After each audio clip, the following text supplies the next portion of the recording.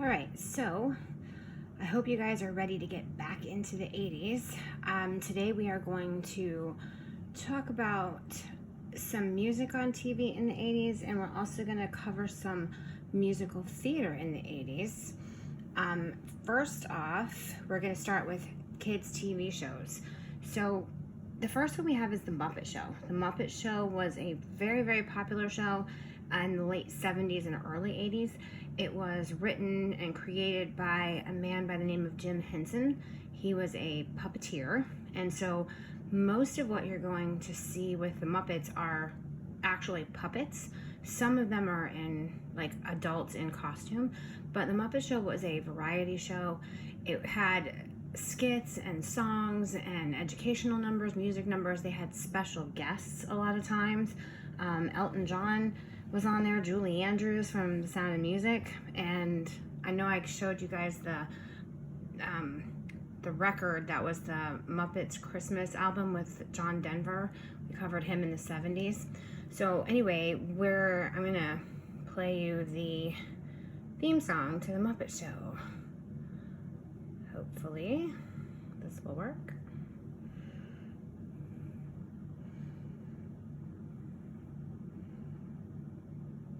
Writing's not that easy, but Grammarly can help.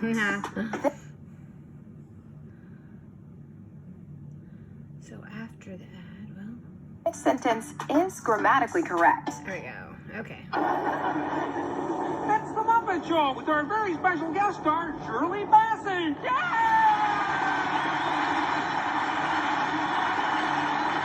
So this is how it opened every show.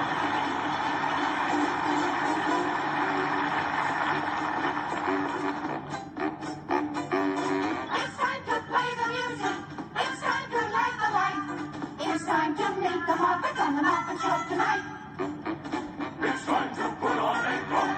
It's time to dress up right. It's time to raise the curtain on the Muppet Show tonight. Why do we always come here? I guess we'll never know. It's like a kind of torture to have to watch the show.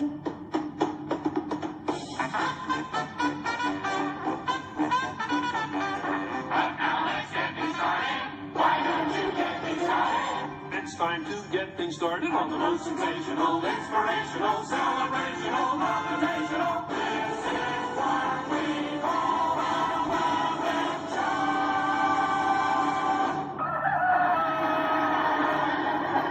Calling, your uncle's calling. Okay, so that is the introduction to the Muppet Show. Now you saw Kermit, you saw Fozzie, you saw Miss Piggy. So that's the introduction to the Muppet Show. Now, a few years later, cable TV came into play, and the channel HBO asked Jim Henson, the same guy that wrote the Muppet Show, to write a show for them, and that show was called Fraggle Rock. Fraggle Rock had characters that were basically like these colorful little creatures that lived in caves. They were very friendly. They liked to sing and dance and play games. And it was a weekly show that that came on, but it didn't have like guest stars or anything. It was just these particular little cave-dwelling, friendly people. And their names were, Gobo, Moki, Red, Boober, and Wembley, I think. So this is the introduction to Fraggle Rock.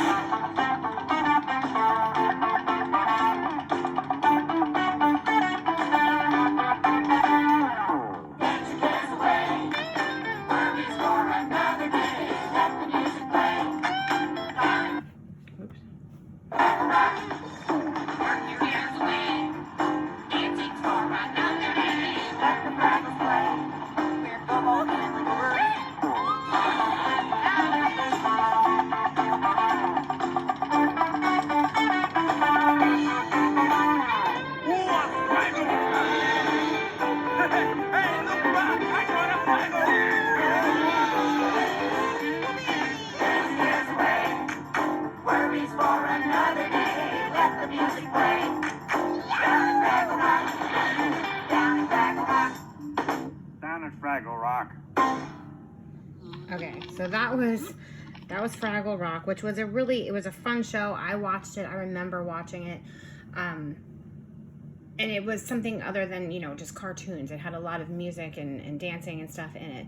Okay, so let's move on to the Mickey Mouse Club. Now, the Mickey Mouse Club actually started in the 50s, but in the late 80s, they remade it. And I think this was probably the third time they'd remade it. But in this particular Mickey Mouse Club, there were a lot of actual stars that came out of it.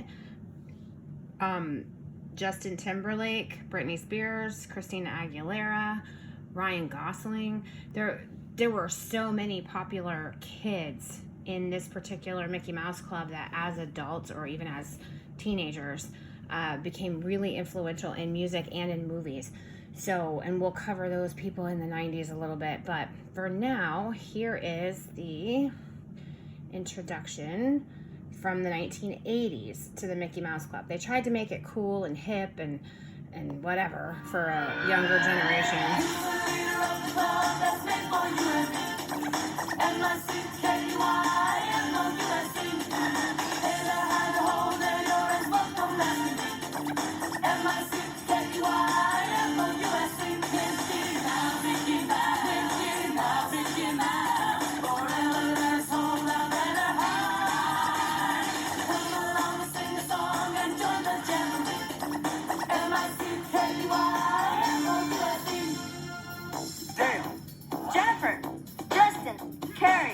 JC, Brittany, Josh, Rona, TJ, Ilana, Ricky, Christina, Mark, Mita, Ryan, Matt, Nikki, Tony, Lindsay, Kate, Terry. Fred, you. Okay, so that's how that show opened. Now, they actually taped the Mickey Mouse Club here in Orlando during that particular reboot of the Mickey Mouse Club, and my friend Lauren and I have gone over and we saw it taped a couple of times, and so it was kind of neat. You could be in the audience if you were a kid around here locally. Okay, so the last TV show we're going to cover is a show called Kids Incorporated. Kids Incorporated was a show that actually got started in 1984, and I think it ran for 4 or 5 years. And it had some popular people in it too. At the time they weren't popular, but they became popular. So Fergie is one of them. She's a singer from the 90s and 2000s. We will get to her later. A couple of actor and actresses came out of this show too. But they basically just were kids that hung out at this like soda shop, and they got to perform on stage there, and they did a lot of just popular songs in the 80s. And this is the introduction to Kids Incorporated. Everybody look around, hear the sound, something special's gonna come your way. We've got something that is new, that is true, we've got something just for you today.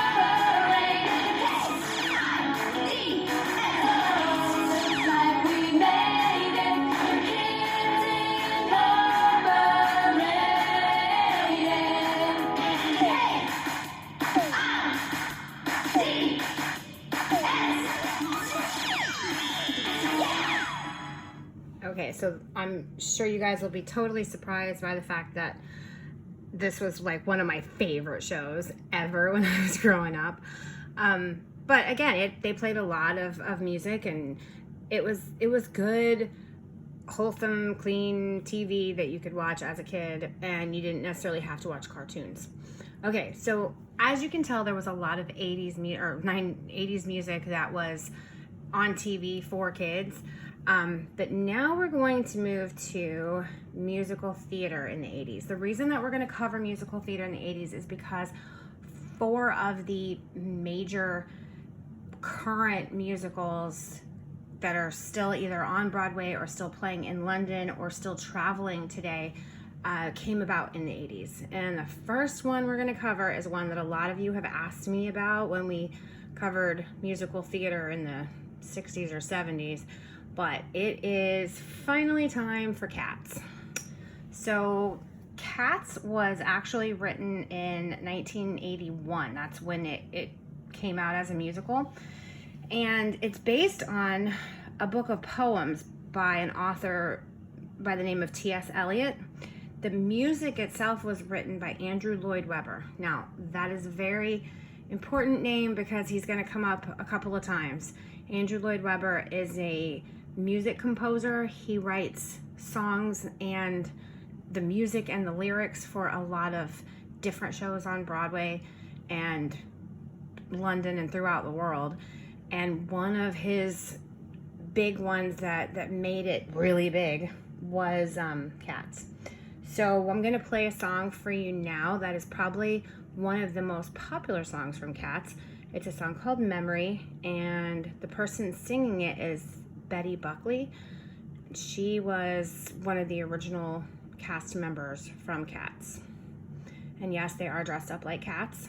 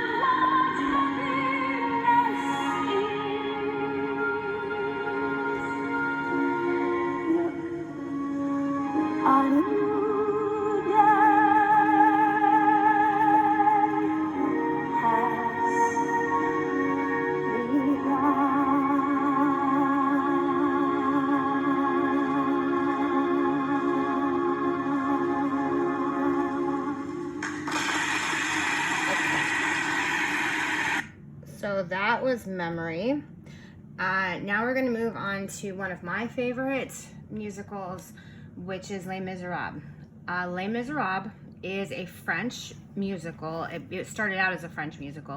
It was actually a French novel written in 1862 by an author by the name of Victor Hugo. Victor Hugo also wrote The Hunchback of Notre Dame. He was a famous French author, and they took his book and they turned it into a movie in the 1930s. But in 1980, a composer by the name of Claude Mikhail Schoenberg and Alan Boublil wrote the music and the words for Les Miserables. It is one of my favorites because I like the music and I like the storyline.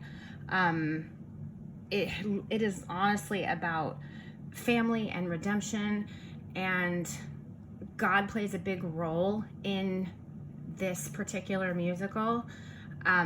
So anyway, I've seen this musical many times. I sang music from it when I was in high school, when I was in a vocal group in high school, and people are still flocking to see this show today. It is the longest running show in London. It is still playing there today.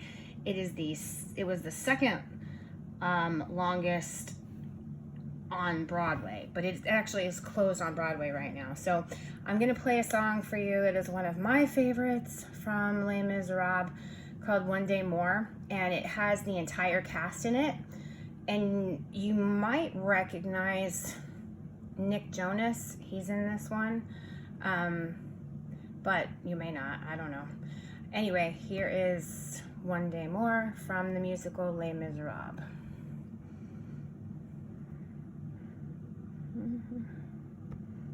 It's so hard for me not to sing along with these songs, y'all. But you don't want to hear me sing, you want to hear them sing.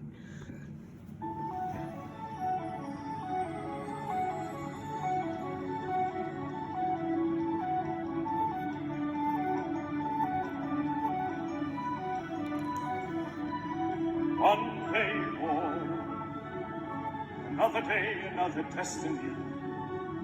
This never-ending road to Calvary.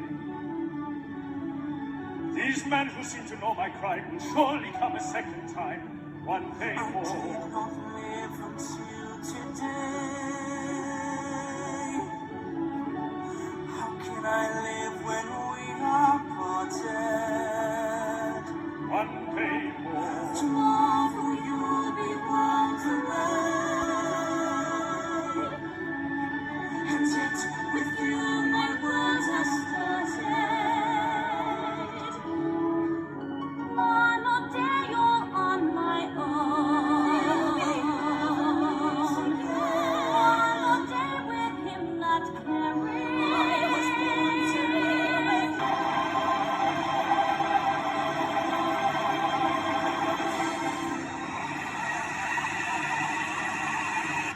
Okay, so that was from Les Miserables. That was One Day More. And now we are going to move on to... Oh, no, hold on. No, that's not what I want. I just did that. We're going to move on to Phantom of the Opera. Phantom of the Opera was written as a series of short stories by Gaston Leroux in the 1900s, in like 1909. In 1986, Andrew Lloyd Webber, the same guy that wrote the music and stuff for Cats, wrote the music for Phantom of the Opera. It opened in London in October of 86 and then hit Broadway in 1988. It is currently the longest running show on Broadway and the second longest running in London. And there's a short part of the theme song for Phantom of the Opera that I want to play you. And you'll notice that the same guy that is playing the Phantom in this version was also in that last video. See that guy right there? He was in the other video. That man and mystery were both in you. And in this labyrinth where night is light, the Phantom of the Opera is here inside your mind.